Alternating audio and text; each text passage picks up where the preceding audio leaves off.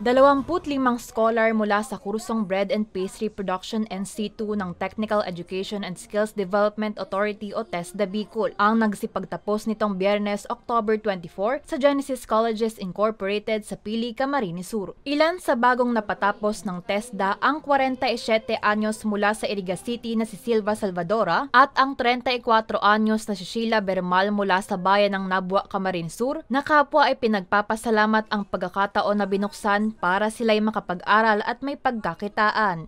Bilang isang ex-OFW na nawala ng trabaho during the pandemic, actually stay home ako, wala nang ginagawa. And then medyo may edad na rin ako. So yung binigay na chance ng TESDA at the same time with cooperation ng Genesis College ay isang magandang opportunity sa gaya namin na may edad na, nawalan ng trabaho para matulungan na magkaroon ng panibagong opportunity. Nagpapasalamat pa ako sa kanila kasi nabigyan pa ako ng pagkakataon para matuto at magkaroon po ng kaalaman sa pagbe-bake.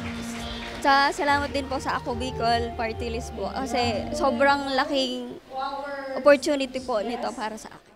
Labis din ang pasasalamat ni Albert Iraula, presidente ng nasabing paaralan sa walang sawang suporta ng partido sa kanilang mga mag-aaral.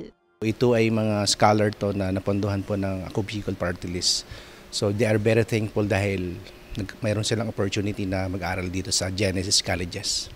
Magamit sana nila yung training ng tama at maging way to para maging successful sila.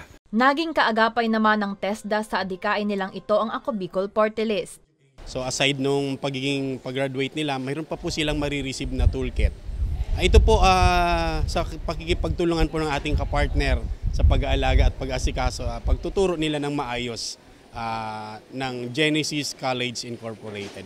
Yung partnership natin dito sa school na to ay talagang ang daming produktong nilalabas dito ng school na to. Siguro makita natin yung iba mga nasa ibang bansa na, yung iba naman ay may hanap buhay na, so yung iba naman kung anong sana po. Pero as per ng school, maganda yung feedback ng dito. Naririnig ko din dito sa labas yung mga graduates ng Genesis College Incorporated. Maganda po yung produkto dito lumalabas. Talagang hasang-hasa. Samantala, nakatakda naman na ipasok ang ilan sa mga nagsipagtapos sa Sustainable Livelihood Program ng DSWD Bicol kung saan makakatanggap sila ng pinansyal na asistensya para sa kanilang panimulang puhunan. Para sa mga balitang Tatak Bicol, El Yanzon.